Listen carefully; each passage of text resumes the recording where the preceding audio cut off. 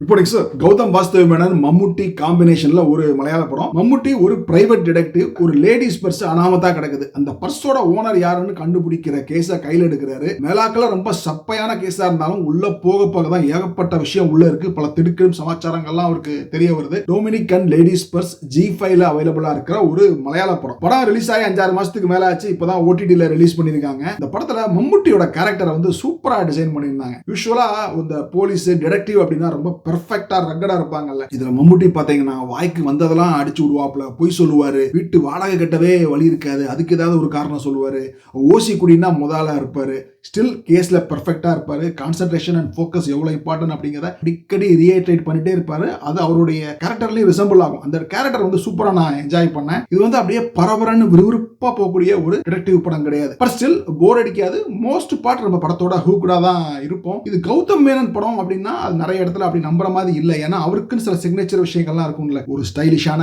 Making, பாட்டுக்கு focus கொடுப்பாரு. அது எதுவுமே இந்த படத்துல இருக்காது. ஏன்னா படத்தோடைய டைரக்ஷன் மட்டும் தான் கௌதம். ஸ்கிரீன் பிளே வந்து 3 பேரு. கௌதமுக்கு வந்து இந்த படத்துல ஒரு ஃப்ரீ ஹேண்ட் இல்ல அப்படிங்கிறது பப்பரப்பான்னு தெரிஞ்சது. கிளைமேக்ஸ்ல ஒரு ட்விஸ்ட் வச்சிருப்பாங்க.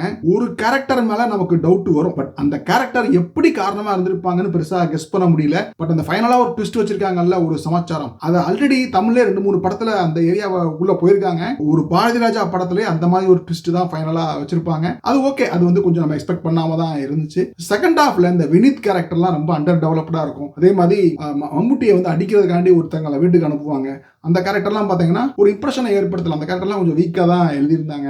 யூசுவலா கௌதம் மேனன் படத்துல பாட்டு ஃபைட் எல்லாம் கரெக்டா பிளேஸ் பண்ணுவாங்க. இங்க வந்து தேவையில்லாத பாட்டு 1-2 ஃபைட் எல்லாம் போரா ஸ்டேஜ் பண்ணியிருந்தாங்க. படம் வந்து ஓகே, போர் அடிக்காது. பட் ஸ்டில் படத்துல நிறைய கம்ப்ளைண்ட்ஸ்லாம் உண்டு. என்ன பொறுத்த வரைக்கும் OTTல ஒன் டைம் பாக்குறதுக்கு ஒரு ஓகேவான படம். இது என்னோட வியூ தான், ரிவ்யூ கிடையாது. நீங்க பார்த்துட்டு சொல்லுங்க. Good day.